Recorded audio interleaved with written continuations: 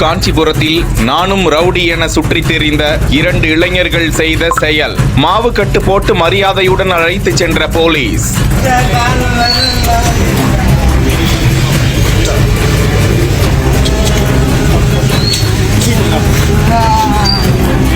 கோட்டில் ஊழியரை கத்தியால் குத்திய கையும், எட்டி உதைத்த காலும், எலும்பு முறிவு. வெட்டியா வம்பிழுத்து தாக்கிய நபர்களுக்கு விபரீத முடிவு.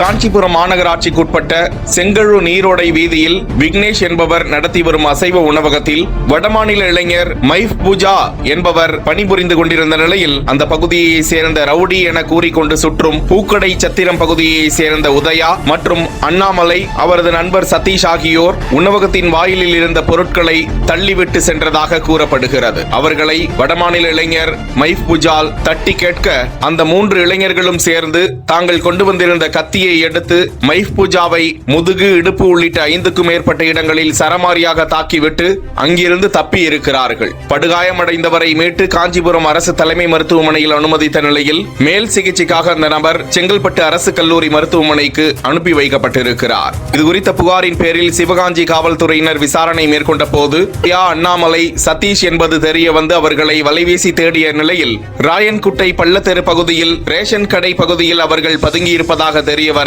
இடத்தை சுற்றி வளைத்த போது ரேஷன் கடையில் இருந்து அவர்கள் கீழே குதித்து தப்பி ஓட முயன்றார்களாம். அப்போது ரவுடி உதயாவிற்கு கால் முறிவும் அண்ணாமலைக்கு கை முறிவும் ஏற்பட போலீசாரே அவர்களை பரிதாபம் கொண்டு காஞ்சிபுரம் RS தலைமை மருத்துவமனைக்கு சிகிச்சைக்காக கொண்டு சென்று அவர்களுக்கு மாவு கட்டு போட்டு அழைத்து வந்தனர்.